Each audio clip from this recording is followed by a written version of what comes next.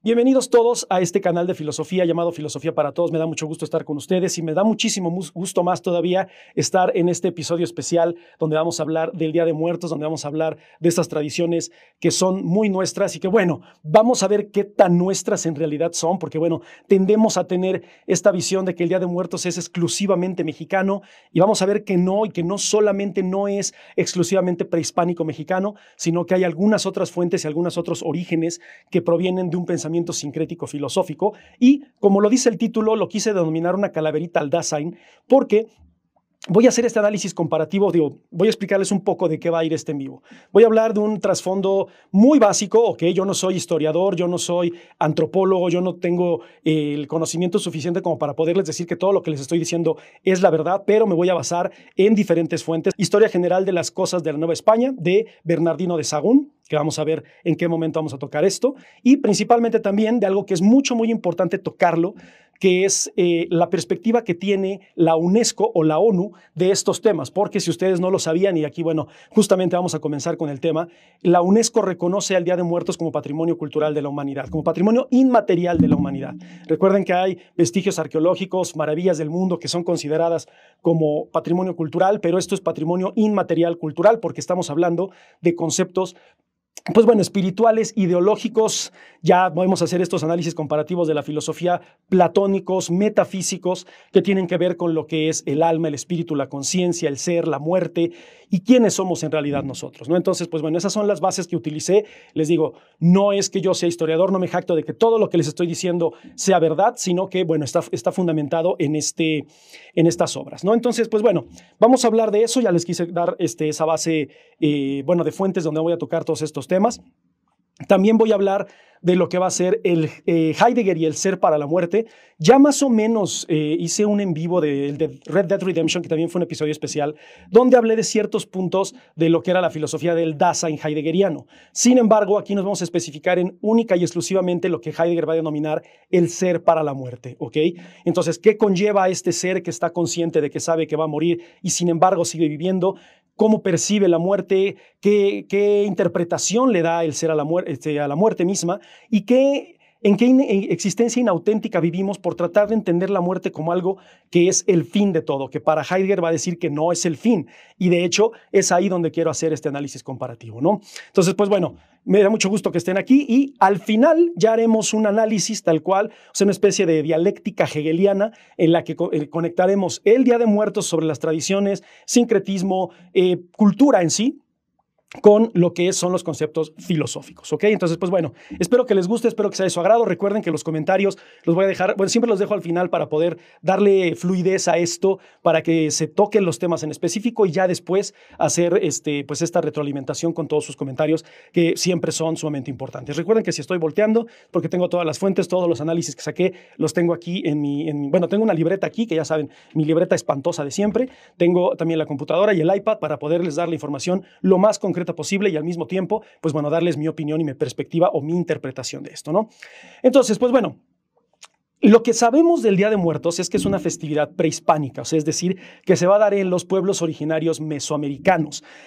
Hay que entender que la forma en la que se llevaba a cabo pues estos festivales de Día de Muertos era muy diferente como sucedía en la época prehispánica a como sucede ahora. O sea, es decir, todo lo que es el altar de muertos, de colocarlo el 30, del 31 llegan ciertas personas, el primero los accidentados, el 2 el Día de Muertos, y así sucesivamente, que tienen como sus significados. Eso fue cambiando y transformándose con el paso del tiempo y con la involucración de ciertas religiones que fueron también formando parte del sistema sincrético del pueblo mexicano. Bueno, y hablo específicamente de México, porque también en varios países de Latinoamérica se festeja, ¿no?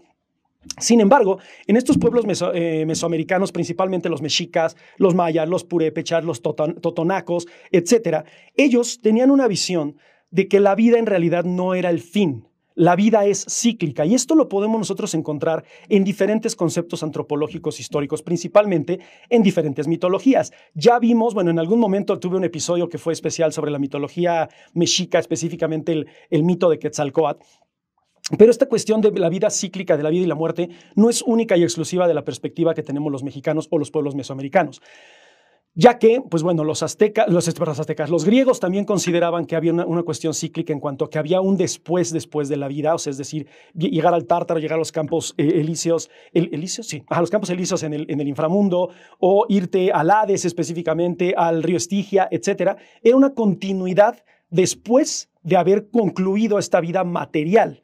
Entonces, ¿qué conlleva la muerte? ¿La muerte es única y exclusivamente la muerte del cuerpo o también la muerte del alma? Y eso es un dilema filosófico que, bueno, ya cuando se analiza desde una perspectiva filosófica, más allá que espiritual, como lo hacían ciertos pueblos prehispánicos, que, ojo, no quiere decir que porque sea una visión espiritual no haya una filosofía de por medio. Claro que la había, pero no había una rigurosidad filosófica como la hay ahora. O sea, es decir, una metodología, una fundamentación, un análisis muy concreto de lo que es filosóficamente hablando. Entonces, los griegos ya lo veían. Los egipcios, ni se diga, ¿no? Creo que de las filosofías o de las mitologías que más analizan la vida después de la muerte son los egipcios. Entonces, el hecho de que los faraones fueran enterrados con sus posesiones y de que estuvieran siempre en un buen sarcófago, en una buena pirámide, que bueno, ya sabemos, bueno, si no lo saben, lo veremos más adelante, que en realidad las pirámides no eran tumbas, hay zonas de las tumbas como el Valle de los Muertos en el Cairo, pero se creía que había una vida después de la muerte y que iban a necesitar esas posesiones materiales, porque ellos creían que esta conciencia emigraba a otra vida material más allá de la muerte. Sin embargo, es cíclico, es decir, no termina, no se acaba, las cosas no terminan con la muerte. Eso, les digo, con los egipcios.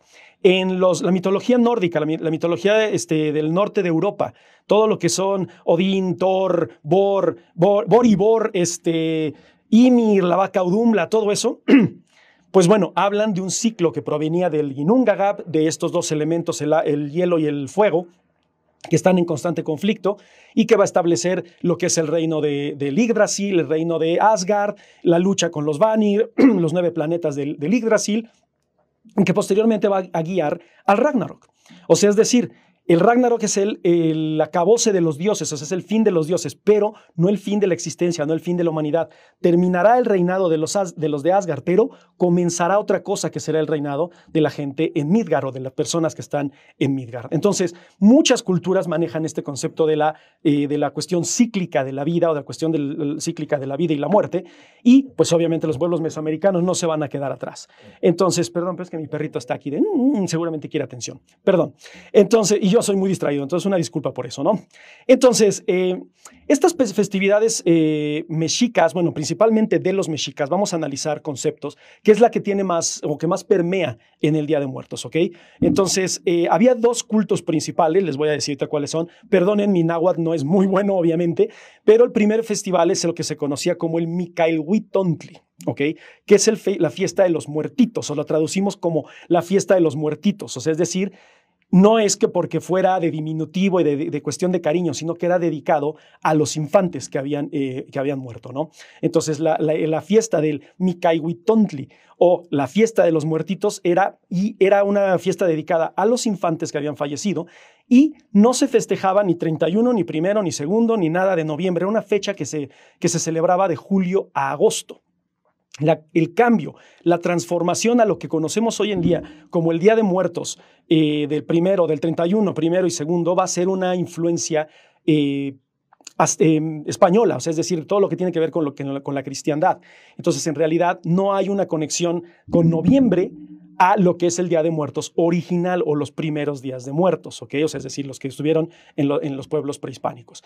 Pero, pues bueno, el sincretismo siempre va a estar presente en todas las culturas y no podemos dejarlo de lado, o sea, no hay nada que sea completamente auténtico y ahorita veremos qué es lo que dice Heidegger sobre la existencia auténtica y la existencia inauténtica. Ahora, la otra festividad es lo que se conocía como el Hueymicahuitl, o sea, es decir, la gran fiesta de los muertos, que bueno, creo que por prefijos y sufijos era Micailhuitontli, que era el de los niños, porque era diminutivo, y Micailhuitl, que es ya tal cual lo que es la gran fiesta de los muertos, es decir, donde se festeja, o donde, bueno, no se festeja, se celebra o solemnemente a los adultos que habían fallecido. Y estas fiestas eran de agosto a septiembre.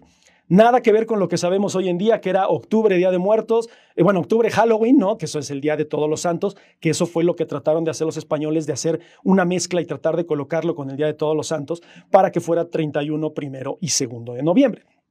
Sin embargo, les digo, no es lo mismo la práctica prehispánica, porque digo, si esas vamos, tendríamos que entonces estar sacrificando también personas en la Pirámide del Sol, o en Teotihuacán, o en Tenochtitlan, y pues bueno, obviamente no lo vamos a hacer, ¿verdad? Pero es la forma en la que ha ido evolucionando, ha ido trascendiendo la fiesta de Día de Muertos, y que creo que independientemente de que haya sido un sincretismo, es algo de lo que debemos estar orgullosos como cultura, porque debemos de identificarnos con algo. Entonces, creamos o no, pensemos que esto sí es cierto o no es cierto, que somos más cristianos, somos más musulmanes, más judíos, pues bueno, al fin y al cabo cada quien tiene sus propias creencias, y algo muy importante de esas creencias es es comprenderlas y conocer el trasfondo, y también por eso estamos haciendo estos en vivos, ¿no? No les digo que yo quiera educarlos, pero sí por lo menos despertarles este interés de dónde provienen estas fiestas que son tan importantes para nosotros, ¿ok? Ahora, esto es en cuanto a los escritos, y digo, todo está basado en las fuentes que les mencioné hace rato. Sin embargo, también hay mucha evidencia arqueológica de esto, o sea, específicamente los códices, como lo que se va a conocer como el Códice Florentino o el Durán, que ahorita vamos a ver por qué se llama Durán, ¿ok? Donde se describen estos rituales donde se les ofrecían a las personas que habían fallecido comida, bebida, principalmente pulque, flores, que es algo muy similar a lo que sucede en la cristiandad. Digo, no que en realidad les ofrezcamos comida o pulque, pero pensemos que hay culturas, por ejemplo, los estadounidenses, que son cristianos, protestantes, separatistas, digo, independientemente de la época en la que hayan vivido, principalmente protestantes, se festeja mucho con alimentos. O sea, es decir, un velorio en Estados Unidos es muy común que te inviten a comer a la casa del fallecido. Incluso el fallecido estará ahí en la caja estará abierta para que tú puedas ver al fallecido, y hay un festín. De hecho, hay incluso hasta banquetes que se hacen para poder festejar a los que se quedan, pero para poder al mismo tiempo celebrar solemnemente a los muertos. Entonces, esto de la comida es algo muy común en Estados Unidos cuando se dan esos funerales, que proviene de una cuestión cristiana, que es una cuestión sincrética de todas estas visiones culturales y espirituales, ¿ok? Entonces, bueno, el códice florentino lo que va a decir es que se creía que las almas regresaban para poder darse ese festín de todo lo que nosotros les poníamos, que en este caso es lo que conocemos como la ofrenda. Bueno, nosotros creamos ya el concepto de la ofrenda. Sin embargo, en el códice florentino provenía la idea de que había que darles de comer, ofrecer cierta comida, ciertos alimentos para que las almas pudieran llegar, ¿no? También hay ciertas esculturas y templos como las representaciones a Mictlantecutli, las representaciones a Mictecacíhuatl, que es la señora de Mictlantecutli, que es el señor y la señora del Mictlán o del infierno, del inframundo, como lo quieran ver aquí en los mexicas. Bueno, que no es infierno, porque infierno tiene que ver más ya con esta cuestión cristiana del lado negativo, lo malo, la contraparte, la dualidad entre el cielo, ¿no? y el infierno. En la visión prehispánica no es que fuese malo, sino que era el lugar donde llegaban las almas, que era el Mictlán, y tenía 13 niveles, también muy parecido, les digo, esta cuestión sincrética con lo que va a plantear Dante en el infierno, o sea, en el infierno de Dante. Entonces, bueno, la Divina Comedia, ¿no? Él no es el infierno de Dante, es la Divina Comedia tal cual, pero su infierno, como lo describe él, de los 9 niveles del inframundo, etcétera. Entonces hay muchas conexiones sincréticas en eso, ¿no? Entonces es una personificación Mictlantecutli, Mictecacíhuatl, de dioses de la muerte. Y les digo, en todas las culturas los hay. También estaba Hela en la mitología nórdica, que era la diosa de la muerte, Hades en la mitología griega, estaba Set en la mitología egipcia, que eran representantes tal cual de la muerte. O sea, es decir, para ellos la muerte no era el fin, para ellos la muerte significaba algo representativo en lo que somos. Entonces, eso es un concepto sumamente filosófico, y de ahorita profundizaremos más acerca de lo que tiene que ver con Heidegger todo esto, ¿no? Y pues bueno, el famosísimo Zompantli, que seguramente alguna vez han escuchado esto, que es una colección, un altar de cráneos, ¿no? Que más allá de simbolizar barbarie, de simbolizar violencia, lo que simbolizaba, según lo que yo estudié en estas obras que les mencioné hace un momento, pues simbolizaban la muerte y el renacimiento mismo. Más allá del terror, más allá de la violencia, más allá de imponer miedo, respeto o autoridad ante otros pueblos, esto significaba la intrínseca conexión que tenía el individuo, principalmente los mexicas, con la vida y la muerte, y lo importante que esto representaba, ¿no? Entonces, todo esto proviene, bueno, les digo, esto es un sincretismo, son interpretaciones que ha habido de esos códices, de esas representaciones, esculturas, templos, etcétera, pero no hay algo que sea completamente verídico y que podamos corroborar a ciencia cierta que eso era efectivamente lo que se hacía, ¿no? Además de que todo esto también proviene de la interpretación que los españoles le dieron cuando se dio todo este concepto de la conquista, ¿no? Entonces, específicamente Bernardino de Sahagún, que es uno de los historiadores de la Nueva España, que cree, bueno, en esta obra de Historia General de las Cosas de la Nueva España, es lo que se conoce como el Códice Florentino, y donde trata de hacer toda esta documentación lo más precisa posible y al mismo tiempo tratar de hacer este sincretismo con el cristianismo. Una vez más, no hay una sola cultura en el mundo, no hay una sola tradición, no hay una sola perspectiva de cualquier cosa que nosotros hagamos en nuestro día a día que sea netamente, completamente mexicano. O sea, es decir, hoy yo hablo español, yo celebro Día de Muertos, yo le rindo honores al lábaro patrio, todo eso, pero eso es un conjunto del proceso evolutivo histórico y que, bueno, ya, si regresamos a Marx, que queda pendiente el en vivo de Marx, bueno, 2 en vivos que todavía faltan de Marx, ¿o uno? Sí, faltaba uno, faltaba nada más el de las fallas del marxismo. Bueno, que queda pendiente, esto solamente era un capítulo que quería ser especial sobre el Día de Muertos, pero es como la humanidad materialmente se ha ido transformando. En este materialismo histórico dialéctico de Marx, que dice que no es la idea la que se transforma, sino la materia misma la que condiciona las ideas.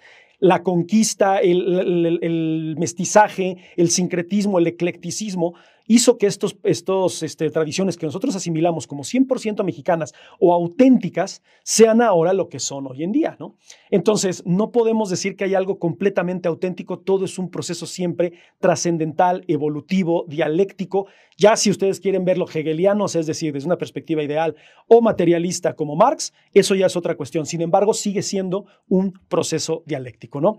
Entonces, con la llegada de los españoles, pues bueno, los españoles trataron de erradicar estas creencias paganas, pero también hubo otros españoles que en vez de, más allá de erradicarlas, empezaron a integrarlas en lo que eran su propia cultura. Y es por eso que, bueno, ustedes no lo van a ver aquí porque yo no soy muy cristiano, y digo, por eso les puse mi altar de muertos, porque yo lo puse ya hace un par de días.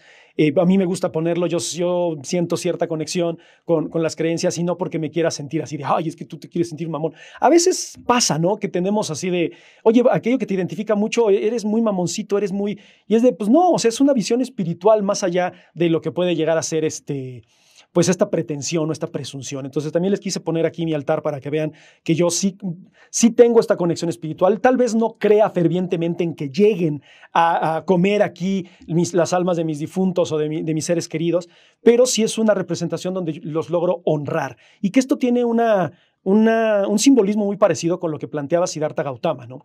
O sea, es decir, Siddhartha Gautama decía, muchas de las cosas que yo hice para alcanzar la iluminación son las que a mí me sirvieron. Si a ti no te sirven, no hay ningún problema, tú podrás encontrar la forma de hacerlo. Si te sirven, qué bueno. Entonces, si hay algo que nos dé paz, que nos dé esta visión espiritual y que nos dé este sentido de identidad y de conexión, pues háganlo, adelante. Y digo, yo pongo mi altar de muertos, habrá gente que no lo ponga, habrá gente que ponga, por ejemplo, un crucifijo, que es lo que usualmente se acostumbra en México hoy en día. Está bien, porque es parte de todo el pensamiento sincrético, filosófico que existe, de toda pues el pensamiento ecléctico de todas las visiones tradicionales y culturales, ¿no? Entonces, pues bueno, se superponen las visiones cristianas con las prehispánicas y se van adaptando, van evolucionando. Incluso es la que les digo que van cambiando, que se cambian las fiestas de Micailhuitontli con el güey Micailhuitli, perdón, es que les digo, no soy muy bueno en el náhuatl. Y es donde va a cambiar de julio a agosto a lo que va a ser que coincida con el Día de Todos los Santos, que es el 31 de octubre en la noche, y se genere tal cual el Día de Muertos para 1 y 2 de noviembre. ¿Ok?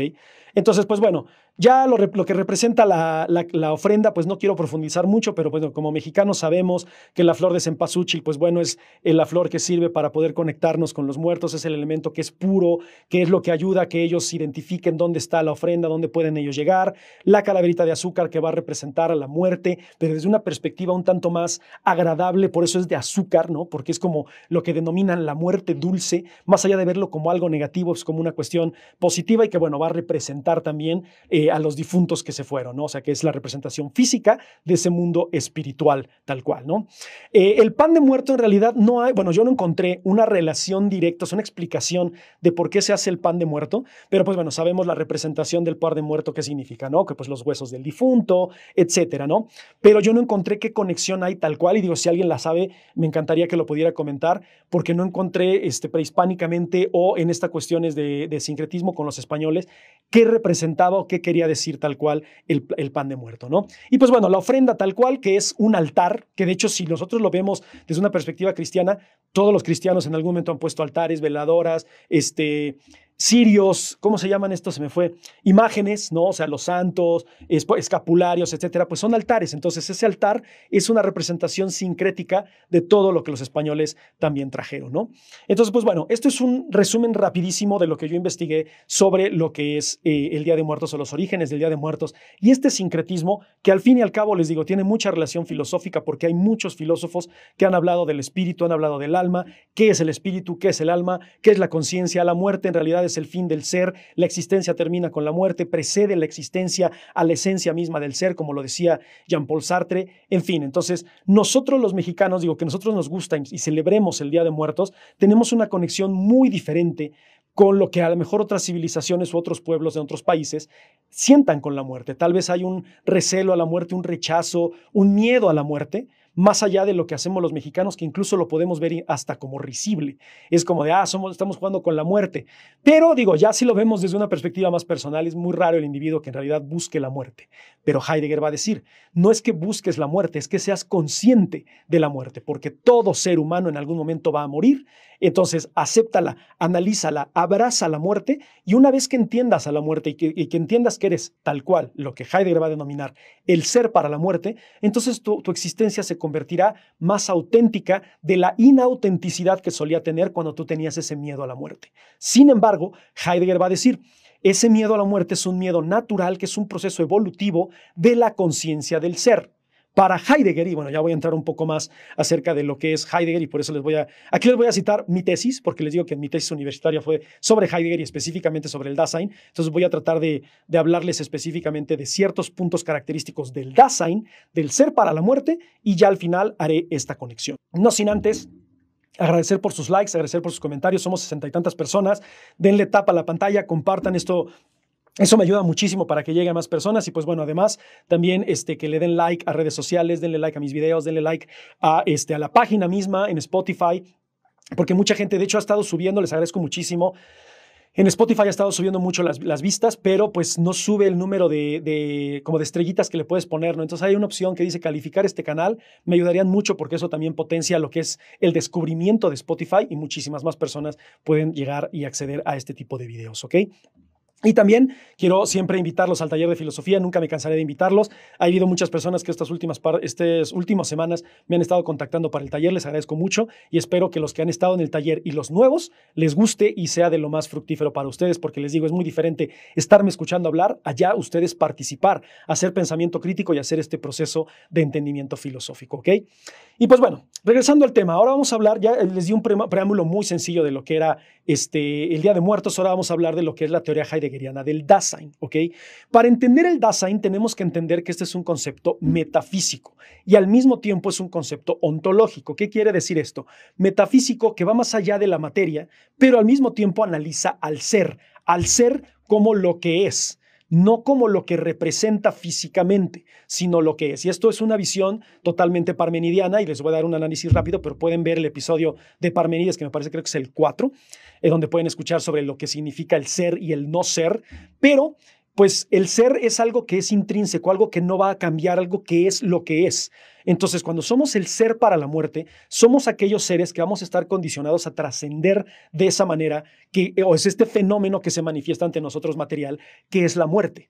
Pero el ser en sí mismo, esto es algo que también va a ser muy revolucionario de Heidegger, porque va a tratar de analizar el concepto del ser desde Aristóteles, que es Aristóteles del siglo V y Heidegger en el siglo XX, y que yo sé que habrá muchas personas en los comentarios que no son heideggerianos. De hecho, Heidegger tiende a ser uno de los filósofos más controversiales porque hay gente que o lo odia o lo ama.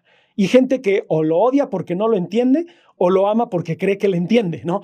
Yo soy de los que lo amo porque creo que le entiendo, pero digo, no puedo asegurar tal cual que lo he entendido. Les digo, tengo 10 años estudiando a Heidegger específicamente, que fue mi tesis universitaria, pero eso no quiere decir que yo pueda hablarles de Heidegger libremente y decirles que todo lo que escuchen aquí es completamente cierto la teoría heideggeriana. Sin embargo, regresando al punto, es este ente, o sea, el individuo, es el que tiene conexión directa con su propia existencia, ¿ok? Entonces, si lo vemos desde una perspectiva ontológica, el ser es lo que es, o el ser humano es lo que es, porque el ser humano está definido como el ser para la muerte, aquel que razona, piensa, sabe que va a morir y sin embargo sigue viviendo. Heidegger decía, no hay ningún otro ente en la naturaleza que sea consciente de su propia mortalidad. Todos van a morir, pero ninguno sabe que va a morir. ninguno puede enfrentar esa mortalidad. O sea, es decir, no es como que la cebra salga en la sabana a correr y diga, híjole, es muy probable que hoy me corretee un león y me case y me mate, ¿y qué va a hacer de mis hijos? No, no hay conciencia de eso. El ser humano sí tiene conciencia de qué es lo que va a pasar con su futuro, su propia existencia, y lo que Heidegger va a denominar el posible más posible. Tenemos muchos caminos en la vida, pero el posible más posible es la muerte. Y además de que es el más posible, es el que sabemos que no podemos evitar. Es inminente la muerte. Y además inmanente, o sea, está en nosotros. Sabemos que vamos a morir y además es algo que va a llegar a nosotros, ¿ok? Entonces, el Dasein está vinculado, o lo que es el ser ahí, que Heidegger va a decir, no es lo mismo el ser, lo que es el ser humano, que el ser que está expulsado, que está, como lo decía José Pablo Feynman, filósofo argentino, está expectorado, vomitado a la realidad. Nadie le preguntó, nadie le pidió su opinión para llegar a este mundo y a esta realidad, pero está ahí. Ahora que está ahí, tiene que ver qué hacer con su existencia y ver cómo va a vivir esa vida. Y eso es un concepto desde la filosofía griega antigua, como lo que planteaba Sócrates, lo que planteaba Platón, lo que planteaba Aristóteles. Sócrates decía, una vida no examinada no vale la pena ser vivida. Una vida que sea pensada por otros, un concepto, un modus vivendi, una ideología que no es razonada, va a decir Glaucón en la República, ¿no? Es como un cuerpo descompuesto. ¿Por qué? Porque un cuerpo descompuesto, pues en realidad no funciona. Un ente, un individuo que no razona, que no entiende, que no cuestiona la realidad en la que vive, es un ente que en realidad, preguntaría Heidegger, ¿está viviendo? ¿O simplemente está? Está expulsado, vomitado y no sabe qué hacer. Tiene que encontrar y buscar esa autenticidad en su propia existencia. Y todo esto lo va a desglosar Heidegger. Bueno, yo lo traté de desglosar en la tesis, como lo explicó Heidegger en Ser y Tiempo, que digo, aquí tengo introducción a Ser y Tiempo, tengo Ser y la Nada, para tratar de entender a Heidegger, y créanme, he entendido, no voy a decir que muy poco, pero sí he entendido, me ha costado trabajo entender, ¿no? Pero vamos a comenzar con los pasos de lo que es el ser para la muerte, de lo que planteaba Heidegger, o este Dasein, ¿ok? Primero va a decir Heidegger que tenemos que entender lo que es la pregunta por el sentido del ser, o sea, es decir, ¿quiénes somos? ¿De dónde surge esa pregunta de quiénes somos? ¿Quién soy yo? ¿Para qué estoy aquí? ¿De qué va la existencia? ¿De qué va la vida? ¿Vale la pena la vida vivir? ¿Para qué vine aquí? ¿No? Heidegger va a decir en su obra, la elaboración, y cita tal cual, ¿no? La elaboración concreta de la pregunta sobre el sentido del ser es el objeto del presente trabajo, o sea, de Ser y Tiempo. Su meta provisional, o sea, es decir, en lo que entendemos al ser, es ofrecer una interpretación del tiempo como horizonte de toda comprensión del ser. O sea, el tiempo es lo que define a la existencia humana, y el tiempo es lo que va a medir justamente, valga la redundancia, nuestra temporalidad, desde que nos definimos nuestra existencia, que llamémosle, y esto ya es también muy controversial, de si es en la fecundación o si es en el parto, cuando se da el nacimiento de la existencia tal cual, o el inicio temporal, pero el fin del ser, o sea, es decir, el fin de la existencia. Todo va a ser temporalizado, todo va a ser esta medida cuantitativa que diría Pitágoras, matemática, que nos ayuda a comprender y medir y cuantificar nuestra mortalidad y nuestra propia existencia. Entonces, Heidegger decía que el problema no era ese, no era el que entendamos o no lo entendamos, sino que hemos olvidado esa pregunta por el ser. O sea, es decir, ¿en algún momento te has puesto a pensar por qué estás vivo, qué haces aquí, sabes que vas a morir y sin embargo sigues viviendo? Es algo que puede generar mucho conflicto, principalmente existencial, no emocional, depresivo. O sea, el decir, ¿sabes qué? Me voy a morir. Lo peor de todo es que sé que voy a morir, no sé cuándo, no sé qué he hecho de mi vida, no sé a dónde voy, cuál es la razón de mi existencia, y puede generar cierta frustración y cierto estrés. Sin embargo, Heidegger va a decir que cuando nosotros hacemos esa primera pregunta, ¿qué hago aquí? ¿A dónde voy? ¿Qué sentido tiene la existencia? Es cuando empezamos a existir, a actuar, a elaborar, a presenciar, a vivir tal cual. Esta pregunta es una pregunta sumamente metafísica de Heidegger, ¿ok? Y esto tiene una conexión muy directa también con Nietzsche. Heidegger era un ferviente seguidor de Nietzsche, o sea, era un apasionado de Nietzsche. De hecho, él daba, perdón, clases de Nietzsche en la Universidad de Freiburg cuando él fue, antes de que fuera rector y durante su rectoría tal cual, ¿no? Y como decía Nietzsche, va más allá del hombre. O sea, es decir, Nietzsche decía que el hombre es un puente que va a ayudar a trascender al hombre más allá de su propia existencia y alcanzar un ente que establezca sus propias reglas morales, establezca su propia realidad y sepa qué es lo que quiere y a dónde va. Heidegger va a decir, por eso el Dasein tiene primero que preguntarse qué sucede con su existencia, qué sucede con su vida, a dónde va, qué es lo que busca, qué valor en realidad tiene su propia existencia, ¿no? Entonces, cita de Heidegger, dice aquí, la comprensión del ser es en sí misma una determinación del ser ahí. Cuando tú comprendes a dónde vas, qué es lo que quieres, y que lo peor de todo es que todo eso que a dónde vas, a dónde quieres, te va a llevar a la muerte, es donde empiezas a despertar esa conciencia, y Heidegger dice, es donde empiezas a vivir tal cual. Ahora, es un poco complicado decir, a ver, cuando yo me pregunto qué hago aquí en este mundo espantoso, lleno de miseria, de tristeza, de pobreza, ¿es cuando en realidad empiezo a vivir? Sí, porque tienes miles de posibilidades, va a decir Heidegger. Tu posible más posible es la muerte, pero tienes muchas opciones. ¿Qué es lo que sucede en Día de Muertos? O sea, en Día de Muertos nosotros, más allá de tenerle un miedo a la muerte, le tenemos una celebración a la muerte. Es saber que vamos a morir y lo más interesante de todo es que vamos a reírnos de la muerte, vamos a disfrutar la muerte, vamos a verlo como un festival de gozo, verlo como algo que asimilamos y entendemos. Ojo, según, ¿no? Porque así que lo entendamos tal cual, pues no sabemos qué sucede después de la muerte. Sin embargo, no le tenemos miedo, que es uno de los grandes miedos que existían en la Grecia antigua. Cuando Epicuro nos dice que uno de los 4 grandes males del individuo es la muerte, es decir, porque no sabemos qué es lo que va a pasar con nuestra propia existencia, es en ese momento en el que empieza a existir una duda y un miedo y una ansiedad y una frustración acerca de la potencial muerte. El mexicano, y digo, hablo del mexicano porque estoy en México, ¿no? Pero todas estas personas que festejamos el Día de Muertos y cómo vemos el Día de Muertos, lo vemos más como una celebración de aquí no es el fin, comienza algo más. Heidegger no diría que comience algo más, sino que Heidegger va a decir que no cesa. La existencia no cesa, el ser no muere. Es un ser para la muerte y el ser para la muerte siempre será el ser para la muerte. Digo, esto es un proceso de reflexión, sé que es un poco complejo, pero también justamente para eso hago los en vivos, ¿no? Para que ustedes puedan ponerle pausa cuando lo suba a YouTube, en Spotify, y repetirlo, reflexionar y tratar de entender qué es lo que dice, pero ahorita vamos a profundizar más. Pero el primer paso es preguntarnos por el ser. Somos el ser que se pregunta por el ser, que sabe que va a morir y sin embargo sigue viviendo. Ahora, otra de las características importantes del Dasein es lo que Heidegger va a denominar el In der Weltsein, o el ser en el mundo, ¿ok? Es muy diferente el Dasein, que es el ser ahí, que el ser que está en el mundo, presente. Esta correlación que tiene con su existencia. Esto que les digo, está eyectado, está vomitado, está espectorado, así lo decía José Pablo Feynman, está espectorado al mundo, ¿no? ¿Quién es el que va a comprender este mundo que le rodea? No el ser que está en el mundo y que no tiene una conexión directa con él, sino el ser que está ahí y que comprende más allá de él ¿cómo decirlo? ¿Qué intervención va a tener la realidad con su propio ser? ¿Ok? Entonces, el ser en el mundo o el ser dentro del mundo, que es el In der Weltsein, está relacionado de una manera inconsciente. El mundo lo tiene atrapado, está envuelto en este mundo. Entonces, al estar envuelto en este mundo es condicionantes, es ideologías, tradiciones, idiomas, hábitos, etcétera, que él no razona, que él no piensa. Él lo aventaron a este mundo, le dijeron, tienes que hacer esto, y lo ha asimilado en su totalidad.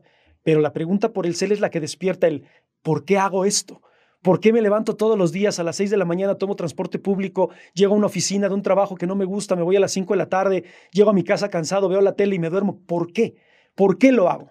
Esa es el primer paso, la pregunta por el ser, después de adquirir esta conciencia, valga la redundancia, de la inconsciencia que teníamos antes de este mundo que estaba alrededor de nosotros y que no percibíamos.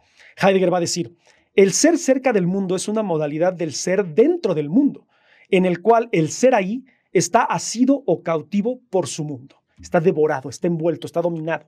Esto lo vamos a ver también en El ser y la nada, que les digo, es una versión, no quiero menospreciar obviamente nada a Sartre, pero es una versión como para domis, o sea, muy sencilla de Ser y Tiempo, y que aún así es una obra de este pelo. Pero es ahí donde nos explica un poco, con palabras un tanto más sencillas y desde su perspectiva existencialista Sartre, lo que es estar, o lo que es la libertad, lo que es estar envuelto en este mundo que en realidad no somos tan conscientes de él como nosotros creemos que somos, ¿no? Y esto es una pregunta que viene desde Tales de Mileto. Cuando Tales de Mileto cae al pozo y dice que yo no sea consciente del mundo, no quiere decir que el mundo no sea consciente de mí, es despiertas a esa conciencia ontológica, qué soy, qué hago aquí, qué me define. Y eso fue Tales de Mileto en el siglo VI. Heidegger dice, lo olvidamos por 2500 años y en el siglo XX empezamos a preguntarnos quiénes somos, qué hacemos aquí y qué en realidad, qué conexión tan directa tengo yo con la conciencia propia y con la inconsciencia que tengo del mundo. ¿Ok? Eso es lo que es el Inderweltsein, el hombre que ya preguntó, que ya surgió esta pregunta y que ahora duda de toda esta existencia.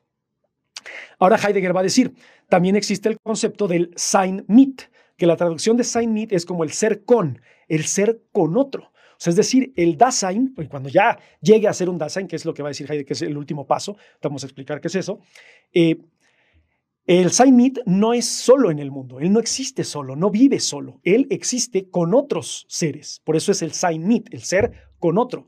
Pero lo problemático del ser con otro es que él vive con otro igual que él, que tampoco es consciente de la realidad, tampoco es consciente del mundo. Entonces, al no estar consciente del mundo, puede ser que en su intento de despertar, en su intento de preguntar, se ha callado, se ha apaciguado, se ha menospreciado de por qué te preguntas eso. Tú sigue haciendo tu vida de godín, tú sigue haciendo lo que haces todos los días, tú sigue jugando videojuegos, tú sigue, no sé, yéndote a emborrachar cada fin de semana, tú no te preguntes. Y eso va condicionando al Inderweltsein, o a este intento de despertar, de decir, bueno, tiene razón, a lo mejor no lo hago, ¿no? Y ahí es donde caemos en una rutina, caemos en la cotidianidad, y al caer en la cotidianidad es entonces donde nos podría dar miedo la potencial muerte, y es ahí donde dices, en realidad, tuve una existencia auténtica que al final de la vida, digo, no me ha pasado, afortunadamente, pero digo, en algún momento muy escuchado, ya saben, lo vemos en las películas, lo vemos con familiares que te dicen, llegan al final de su vida, sienten la muerte cerca y dicen, no hice nada de mi vida. Pero ¿por qué no hiciste nada de vida? Bueno, porque viviste siempre como un Inderweltsein en el Sein mit, con Sein mits que te fueron condicionando a no despertar de esa conciencia, ¿no? Entonces el Sein mit se encuentra en el mundo en un estado total de inconsciencia porque vive con otras personas o con otros entes que también son inconscientes. Y esa inconsciencia de la realidad es lo que Heidegger denomina la existencia inauténtica, ¿ok? Entonces, aquí hay una cita de Heidegger sobre esto. Dice, sin que haya algún otro ser ahí, en su ambiente inmediato, el ser ahí está siempre con otro. O sea, es decir, tú puedes ser un Sein mit que todavía vives en esta inconsciencia, pero digamos que ya alcanzaste esta, llamémosle revelación, que es el Dasein, el ser ahí, el que ya es consciente. Ya eres consciente, pero los demás no. Entonces vives estresado, frustrado, justamente porque tal vez haya cosas, digo, hipotéticamente hablando, que tú ya entendiste, pero que el resto de las personas no. Y como el resto de las personas no lo han entendido, crees que el que está mal eres tú. Y eso proviene desde un concepto nietzscheano de lo que Heidegger analizó de así hablaba Zaratustra. Cuando Zaratustra baja del cerro al haber alcanzado esta iluminación y presenta sus ideas ante la sociedad, y la sociedad lo minimiza, la sociedad lo reprime, la sociedad le hace pensar que no es un ser consciente, él decide mejor regresarse. La sociedad no está lista. Aquí el Sein mit, el problema es que duda, dice, ¿el problema soy yo o el problema es la sociedad? Tampoco quiere decir que el Sein mit esté totalmente consciente de lo que es. ¿Por qué? Porque él vive en la inconsciencia, pero tiene esta pregunta, este intento de despertar a la conciencia y de pensar que va más allá de sí mismo. Pero el ser ahí, o sea, el Dasein, siempre va a estar rodeado de Sein mits que pueden regresarlo a ese estado de inconsciencia, diciéndole tú cállate y sigue haciendo lo que te corresponde como individuo, ¿no? Ahora, espero que vayamos bien. Sé que esto es un poco difícil de digerir. Voy a tratar de ir más rápido. Nos quedan 20 minutos. Quiero hacerlos de 1 hora, les digo, lo más rápido posible, pero voy a tratar de avanzar lo más rápido que pueda, ¿no? El siguiente concepto es lo que Heidegger va a denominar la Befindlichkeit, ¿ok? La Befindlichkeit tiene tal cual de traducción lo que sería como la disposición. ¿Okay? No se puede traducir tal cual como disposición, sino que podría ser lo más cercano. El alemán tiene ese problema, ¿no? Que la filosofía alemana empezó a crear conceptos más allá de traducciones para fenómenos, sucesos filosóficos. Entonces, la Befindlichkeit podría ser este concepto de la disposición, ¿no? Entonces, este concepto puede ser comprendido o entendido mejor como el estar consciente y tener la voluntad de efectuar en el mundo. Ya sé que estoy rodeado de Sein mits, pero de todas maneras lo voy a hacer. Voy a tratar de encontrar la forma de salir adelante, de cambiar, de no seguir el status quo, de no seguir estas ideologías, estos patrones que se me están planteando ante mí, que son pensados por otros, que son elaborados por otros. ¿Ok? Entonces, la Befindlichkeit, dice Heidegger, que lo que va a dar al Dasein es esta fuerza, este impulso, que esto tiene mucha relación con lo que también planteaba Aristóteles del motor inmóvil, este primer impulso, este primer toque, este primer cambio, ¿no? Que va a llevar al Dasein entonces debo de cuestionar y preguntarme todo lo que me rodea y no asimilarlo como verdad absoluta, porque al fin y al cabo el pensamiento filosófico heideggeriano es epistemológico, busca la verdad, ¿qué soy? Quiero encontrar lo que soy desde una perspectiva metafísica, que es lo que planteaba también Platón en la República, cuando habla del gobierno de los filósofos y lo que es la teoría de las formas. Encontrar lo que la cosa es en sí y no lo que son lo que Platón va a denominar los diferentes. Estos son ejemplos de virtud, estos son ejemplos de bondad, estos son ejemplos de justicia, estos son ejemplos del ser, estos son ejemplos de muerte. No. ¿Qué es la muerte? ¿Qué es la justicia? ¿Qué es el ser? ¿Qué es la bondad? Desde la teoría de las formas de Platón. Entonces, el Befindlichkeit es esta voluntad, esta disposición que tiene el Dasein, que va a tener el Dasein. ¿Para qué? Para empezar a preguntarse por diferentes, por su ser mismo, por diferentes cosas y buscar el camino hacia sus posibles. Al estar arrojado en el mundo, el Dasein debe encontrar la forma de hacer valer su existencia. Y en la cita, Heidegger dice lo siguiente: la tonalidad antepone al ser ahí, al qué de su ahí, donde éste lo enfrenta en su enigma inexorable. ¿Qué soy? Quiero encontrar el trasfondo más posible de lo que soy, más allá de lo que me han dicho que debo ser o de lo que la sociedad dicta que soy, y ya lo diría Sartre en algún momento, no soy lo que no soy y no soy lo que soy. ¿Por qué? Porque en realidad, ¿qué somos? Eso es lo que estamos buscando. Y sé que suena muy redundante, pero ya se los dirán miles de expertos filósofos y expertos en filosofía, que la filosofía heideggeriana tiende a sonar redundante, pero más allá de la redundancia, hay algo dentro de ello. Les voy a volver a citar la frase para que la analicen. Dice, la tonalidad antepone al ser ahí al qué. O sea, al Dasein lo enfrenta al qué es, de su ahí, donde éste lo enfrenta en su enigma inexorable. Enfrenta en el mundo lo que es. O sea, el problema que tiene el ser ahí es que está aventado a la realidad y lo peor de todo es que le dicen, ahora entiéndela y entiéndete tú. No, está cañón, no me dieron un manual de instrucciones. La Befindlichkeit, dice Heidegger, nos ayuda a tener esta disposición de tratar de encontrar qué es lo que somos, ¿no? Ahora, espero que no se me estén espantando. ¿Cuántas personas tenemos? 58. Espero que no se vayan, compartan e inviten a más personas para que se puedan unir y conocer un poco más sobre Heidegger. Y ahorita veremos al final qué relación tiene esto con el Día de Muertos, ¿ok? Ahora, el otro punto es lo que Heidegger va a denominar el Verstehen. Que Verstehen, este sí tiene una traducción que es como comprensión o comprender. De hecho, es un verbo, Verstehen, que es comprender. El comprender es, o sea, el sentar cabeza, va a decir Heidegger, va a llevar al Dasein a una relación muy particular con el mundo. ¿Por qué? Porque es un camino diferente a estar en el mundo. Aquí el ser ahí o el Dasein o el individuo descubre la ubicación de su existencia y su propia conciencia, que es lo que Heidegger va a denominar como el Selbst, o sea, lo que soy. ¿Ok?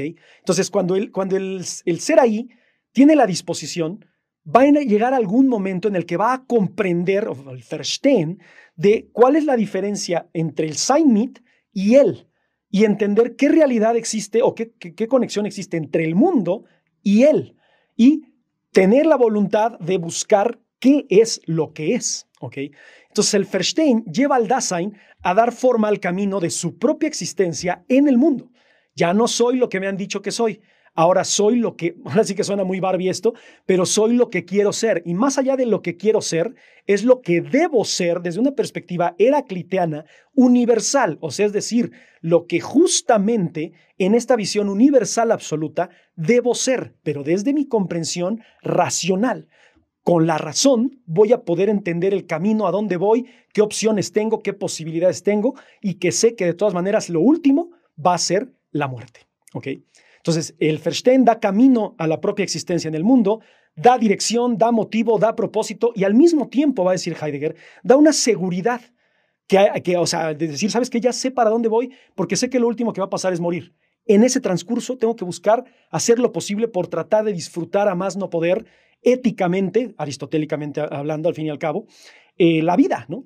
Entonces, ya entiendo lo que soy, ya sé de qué estoy conformado, ya tiene forma, ya he encontrado una meta, que es lo que va a decir también Aristóteles, el telos, el propósito. La teleología aristotélica dice, vamos a tratar de encontrar la causa final del hombre, o sea, es decir, el para qué está aquí. Heidegger va a decir, el para qué es preguntar por tu ser, entender tu relación con el mundo, asimilar tu mortalidad y vivir. Eso es lo que vamos a hacer. ¿Cómo es el Día de Muertos? Y aquí está un ejemplo claro. Sabemos que vamos a morir, que venga la muerte, adelante. Somos mexicanos y además con toda la problemática política que vivimos, o sea, para nosotros la muerte se ha minimizado de una manera brutal y no lo estoy romantizando, al contrario. Estoy tratando de exponerlo también de la triste realidad en la que vivimos, en donde la muerte para nosotros ya no significa nada. Y no solamente por el Día de Muertos, sino por la realidad de la violencia que existe en nuestro país y la desensibilización que hay hacia ella, ¿no?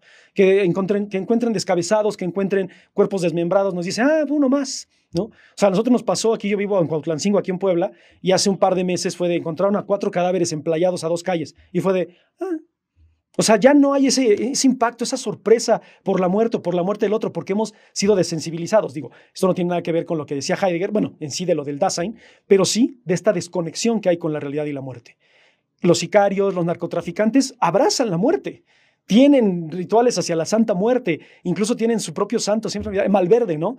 O sea, es de, por favor, que no me muera, y si me muero, pues ni modo, tú me recibirás en tu gloria. Hay una conexión directa con la muerte. No estoy diciendo que los narcos sean Dasein, no, nada que ver, ¿no? Pero habla, bueno, podríamos entenderlo desde Heidegger, de cómo existe esta relación y se enfrenta esta relación con la muerte, ¿no? Entonces, Heidegger va a decir en una cita sobre esto, dice, intuición y pensamiento son ya derivados lejanos del comprender. O sea, es decir, el que yo intuya cosas, que crea que es así, el que yo esté pensando, ¿será posible? No, no es posible. Ya sabes lo que eres, ya has encontrado el camino, sabes a dónde vas y eso es lo que te ha llevado a que el Verstehen te guíe hacia la meta como ser humano, como ente pensante, como un ser arrojado al mundo que ha despertado a esta conciencia, que ha despertado a esta realidad. ¿Ok?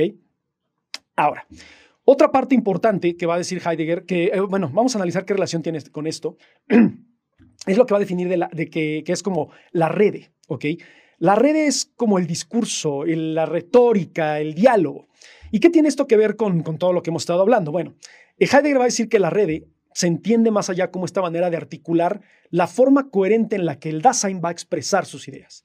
O sea, es decir, un ente consciente, según Heidegger, según su existencia auténtica, ya no dudará, ya explicará clara y específicamente a dónde va, qué es lo que quiere, cómo se relaciona con otros, qué importancia tienen los otros, qué importancia tiene él hacia los otros, y así sucesivamente. Entonces, Heidegger va a decir que el Rede nos ayuda a desocultar la existencia del ser. ¿Por qué?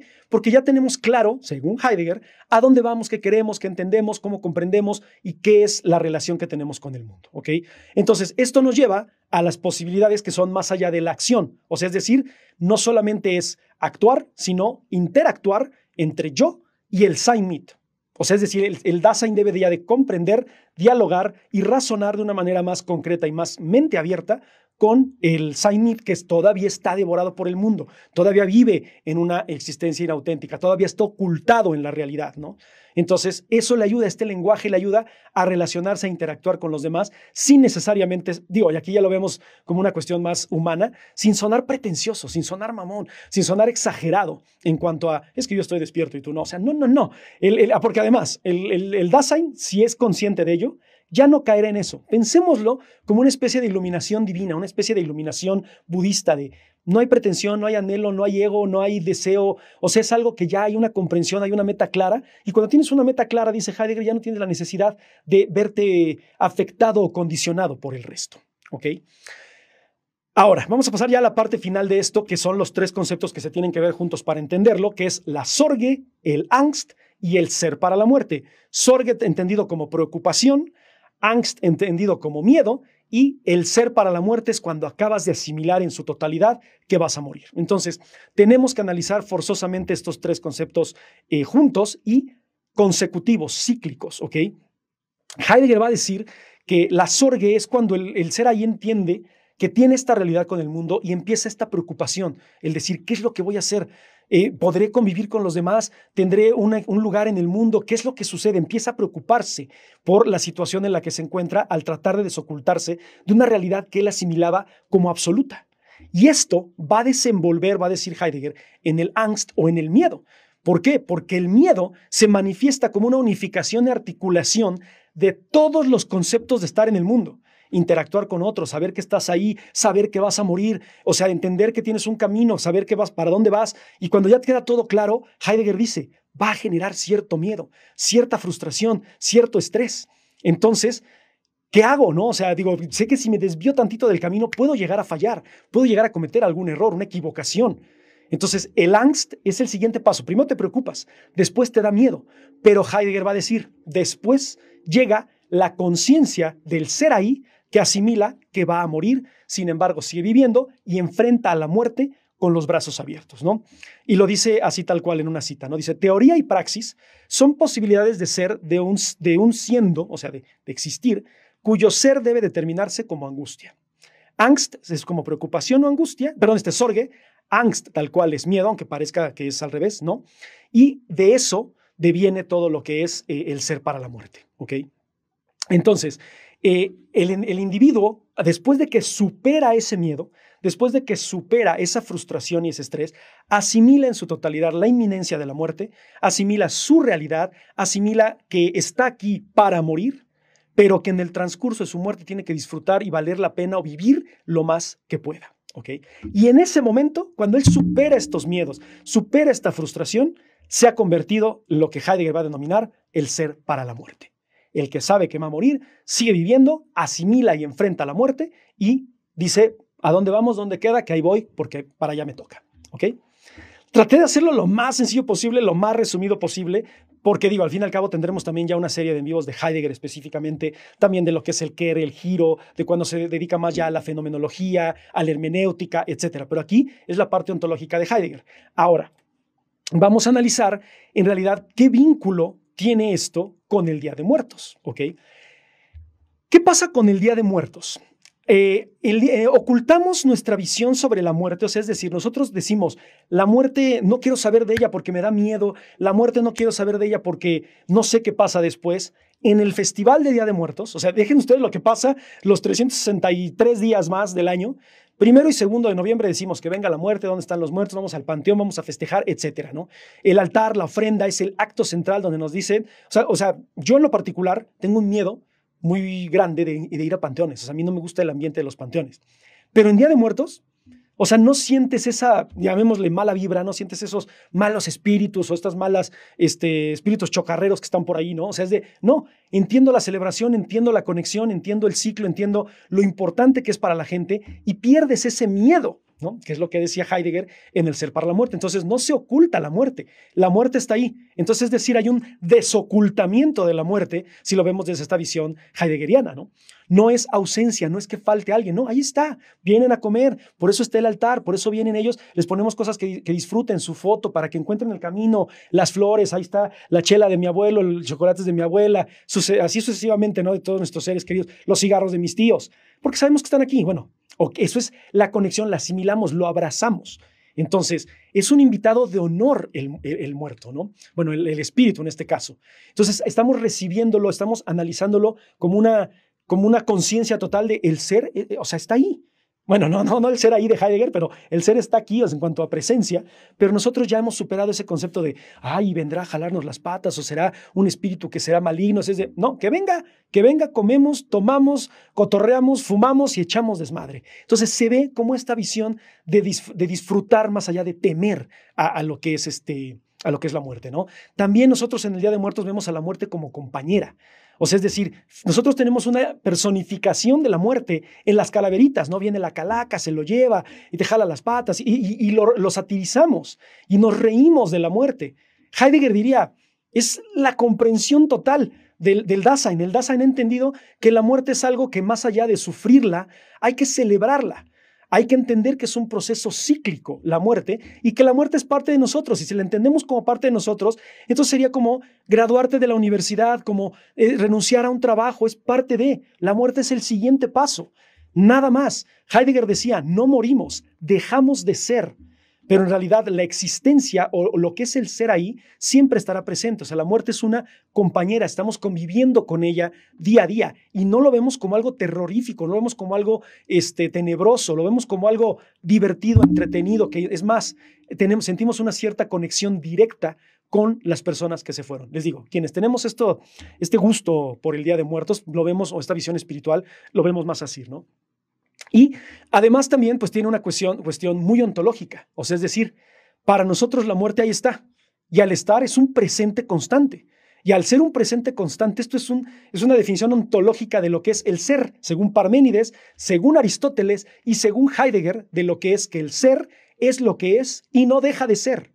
Entonces, Mis tíos vienen, mis abuelos vienen, tus sobrinos, nietos, quienes sean que hayan fallecido, vienen. Ellos siguen siendo lo que son en cuanto a conciencia. Entonces, para nosotros no hay una transformación, no es que se hayan vuelto espíritus inconscientes, sigue siendo lo que son, ¿ok?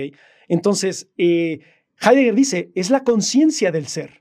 La muerte para nosotros no tiene ningún sentido terrorífico. ¿Por qué? Bueno, en el caso del Día de Muertos, porque estamos asimilando a nuestros muertos como si fuese la continuidad del ser. Dejaron de ser en materia, pero no dejaron de ser lo que son ontológicamente, ¿ok? Entonces, el mexicano no lo ve como negación, no lo ve como un sign me de no, es que esto no debe de ser, esto no. No, el mexicano dice, ahí está la muerte y que venga, ¿ok? Pasamos de la negación a la afirmación total de la muerte. Entonces, Heidegger critica la vida inauténtica que escapa de la muerte. El mexicano dice que venga la muerte, la celebramos, los invitamos a comer, porque sé que a lo mejor en algún momento yo, cuando fallezca, voy a llegar a alguna ofrenda a hacer exactamente lo mismo. Y a mí no me pongan guayabas, a mí no me pongan caña de azúcar, no me pongan peras porque las odiaba cuando estaba vivo. A mí ponme mis chelas, ponme mis cacahuates, a mí ponme, no sé, una rebanada de pizza, si es lo que me gustaba, porque yo no voy a venir nada más un día al año a comer eso. Fíjense, lo vemos como algo ya satírico, solemne, pero satírico. No porque sea satírico tiene que significar que sea falto de respeto. Es humorístico, satírico, pero lo asimilamos en la totalidad. Para el mexicano, la muerte no existe. Para Heidegger, somos seres que vamos a morir y que trascenderemos y que seremos siempre lo que somos, ¿ok? Ahora, para Heidegger la muerte nos da un sentido. Acuérdense, la guía, el camino, el impulso que decía Heidegger, que es lo que comparamos con Aristóteles, ¿ok? Cuando aceptas tu finitud, aceptas la autenticidad y aceptas que es el ser para la muerte, ¿ok? Cuando nosotros ponemos los altares, aceptamos que las personas van a morir, aceptamos que nosotros mismos vamos a morir, pero que en realidad nunca nos vamos a ir. Y ahí es donde también tenemos esta conexión en cuanto a mi mamá está conmigo, mis tíos están conmigo, mis perritos, digo ya también yo aquí, si se fijan, bueno, no sé si alcancen a ver, ahorita que ya terminemos el en vivo les voy a poner más de cerca mi ofrenda para que la vean, pero tengo a mis gatos, son 1, 2, 3, 4, 5 gatos que han fallecido y uno que está ahorita muy viejito, que esperemos que nos dure muchos años, pero sí está un poquito enfermo. Pero ahí están mis gatos, está mi suegra, está mis abuelos, mis tíos. Entonces, ya no es como de los extraño, aquí están. La existencia está aquí. La vida es breve, hay que aprovecharla, hay que valorar. O sea, habla de cuestiones éticas, de cuestiones morales, que Heidegger va a ser muy preciso en que el ser ahí tiene que ser un ser ético, tiene que ser un ser moral, respeto, solemnidad, ¿ok? Entonces, al haber respeto y solemnidad, no se han ido, siguen aquí, están aquí y han alcanzado el posible más posible, que es la muerte. Es una cosa maravillosa la comparación que tiene Heidegger con el Día de Muertos, ¿no? Bueno, o sea, la que yo hago, ¿no? No quiere decir que yo le esté diciendo que así dijo Heidegger, es la comparación que a mí ahorita, ahorita estoy haciendo y que además lo he analizado desde que he estado estudiando Heidegger, ¿no? Ahora, algo muy importante. La muerte es un concepto, va a decir Heidegger, que es intransferible, ¿eh? O sea, todos nos vamos a morir y no hay nada que puedas hacer para que eso no suceda. Ya, y se ha romantizado mucho en el terror y en estas historias de ultratumba, de voy a venderle mi alma al diablo para ser eterno, ¿no? Y están los zombies, y están los vampiros, y están los hombres lobo y los inmortales y todo. Heidegger dice, no, mijo, ¿ok? La muerte es intransferible y es soledad pura. Te vas a morir tú solo. No te vas a morir con alguien más. Pero es que al mismo tiempo se mueren muchas personas. Sí, pero tu existencia es única. Y ahí es donde empieza otra vez me voy a morir solo. No, diría el Día de Muertos, ¿no? Con toda esta sátira, con toda esta conciencia de la existencia, con toda esta conciencia de su espiritualidad, es el ser para la muerte que vive en comunidad. O sea, lo podríamos ver así, ¿no? Somos seres que, aquí están mis muertos y no tengo por qué tenerles miedo, porque yo sé quiénes son y no han dejado de ser lo que son. Es el ente tal cual del ser ahí. Entonces, esta tradición, más allá de ser ellos y nosotros, es todos nosotros, como una conciencia colectiva de un ser para la muerte que sabe que va a morir, sin embargo sigue viviendo y enfrenta la muerte todos los días, la asimila, la acepta, la recibe, la abraza y la celebra.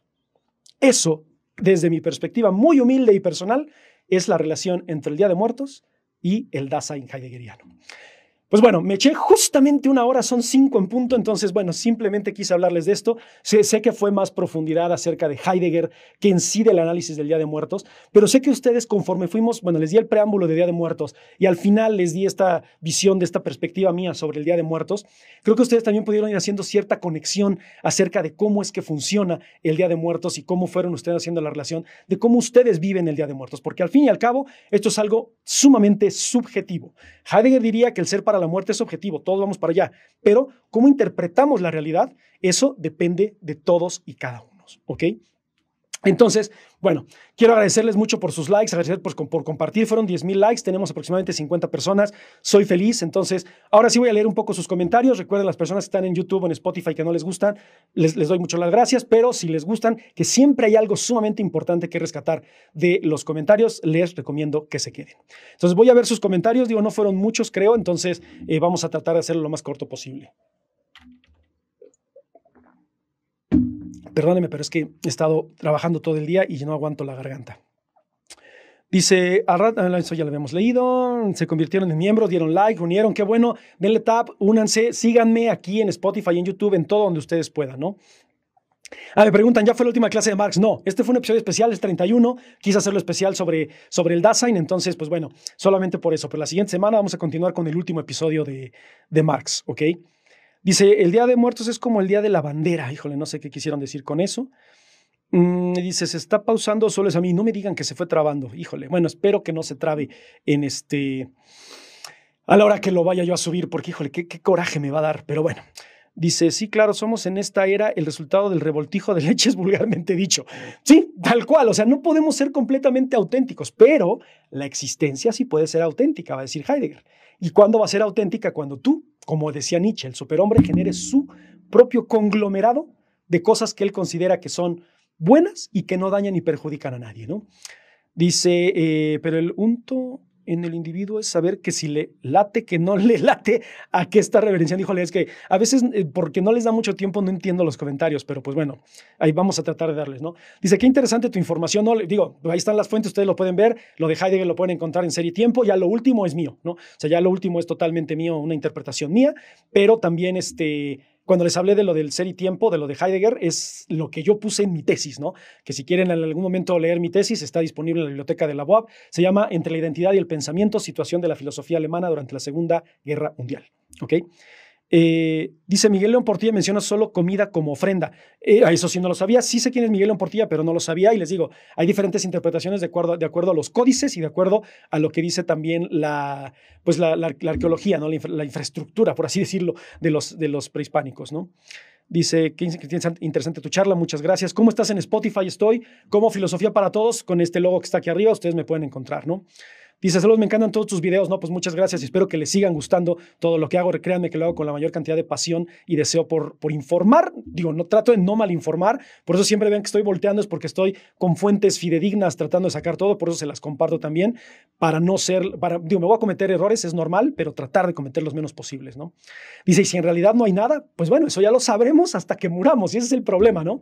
Vamos a saber que en realidad no hay nada hasta que la muerte llegue y digamos, ¿sabes qué?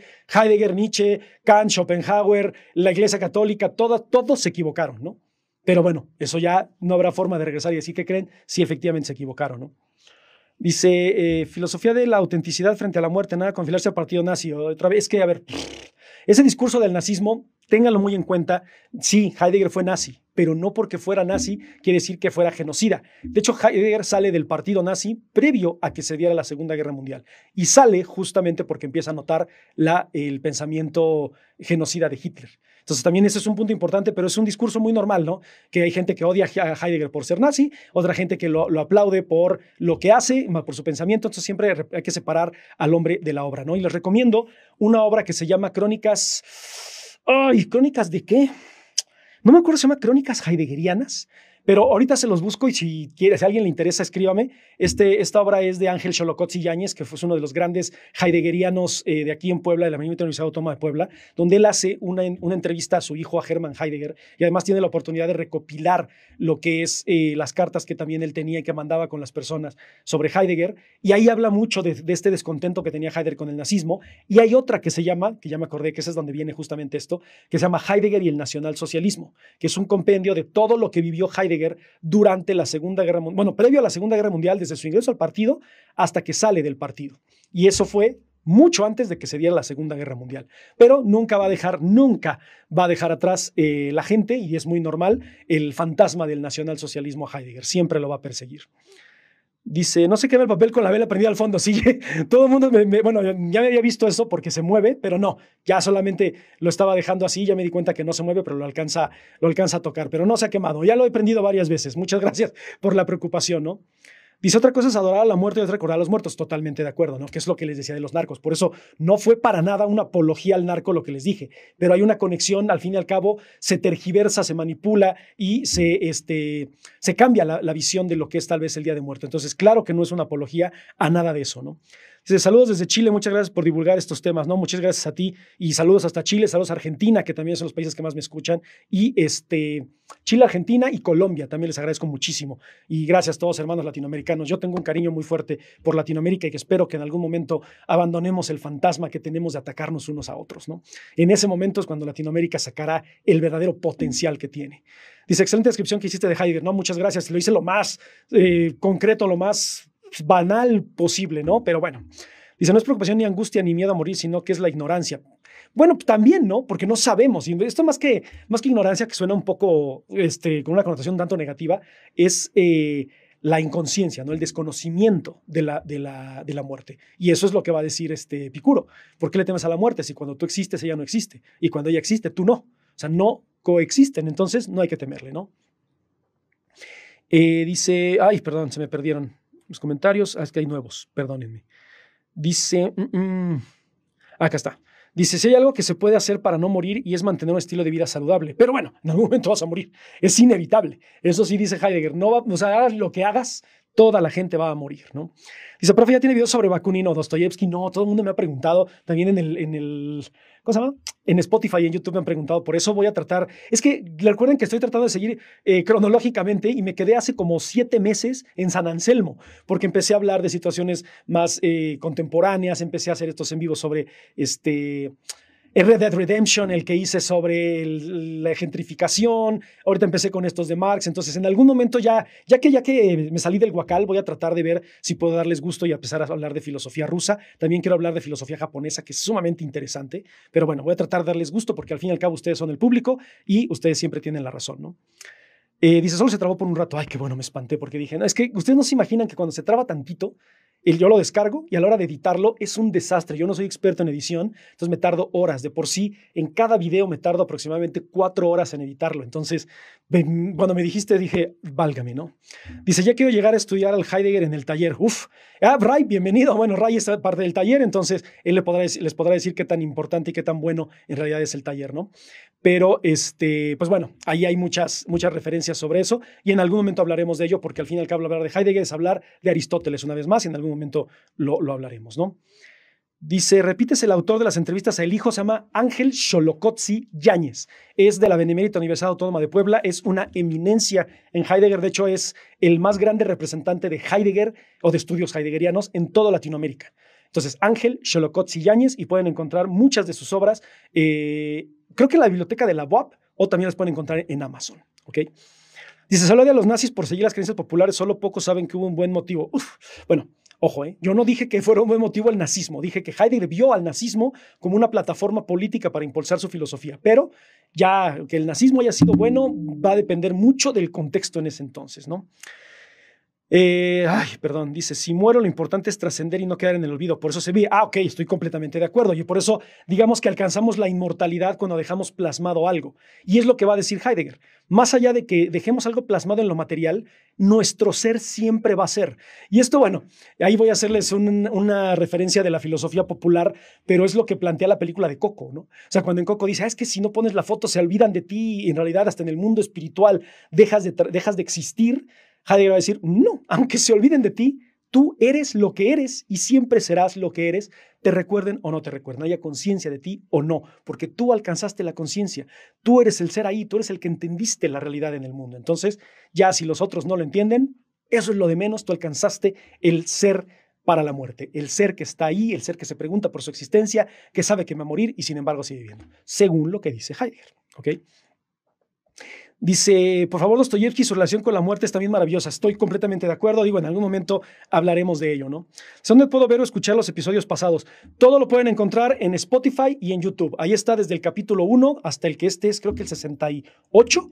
Ajá, es el 68, entonces todo lo pueden encontrar ahí desde el primer capítulo, que es desde los presocráticos, desde Tales de Mileto, ahorita que estamos en estos en vivos de Marx y ahorita que voy a subir este en vivo sobre Heidegger y el Día de Muertos, que son episodios especiales, ¿ok? Luego vi que dice Karl Marx, preguntan, pero no sé si continuar con Marx. Digo, ya llevo 4 episodios de Marx. Vamos al quinto, que son las deficiencias del marxismo. Ya hablé de lo que fue el manifiesto comunista, la dictadura del proletariado. No, me falta, no, sí es cierto. Me falta hablar de la dictadura del proletariado. El último episodio fue sobre las superestructuras. El que sigue es la dictadura del proletariado, es decir, la utopía marxista. Y después viene el episodio de lo que va a ser el fin. O sea, tal cual lo que son los fracasos o las deficiencias tal cual del marxismo, ¿ok? Y bueno, como ya no hay comentarios, bueno, voy a dar el fin aquí, nos me eché hora y cachito, voy a tratar de hacer la edición lo más rápido posible para dejárselos listos el día de mañana. No les prometo mucho, pero espero dejárselos listos en YouTube y en Spotify. Pero bueno, quiero agradecerles muchísimo por su tiempo. Espero que el capítulo haya sido de su agrado. Yo lo disfruto mucho, como siempre, pero espero que les haya dejado algo muy importante sobre lo que es la filosofía y sobre lo que es la conexión con el Día de Muertos. Les mando un abrazo, que tengan bueno, si celebran el Día de Muertos, celebren lo más solemne posible, que la pasen muy bien con sus seres queridos. Les mando un abrazo, cuídense mucho y recuerden siempre, siempre que la filosofía los acompañe. Hasta pronto.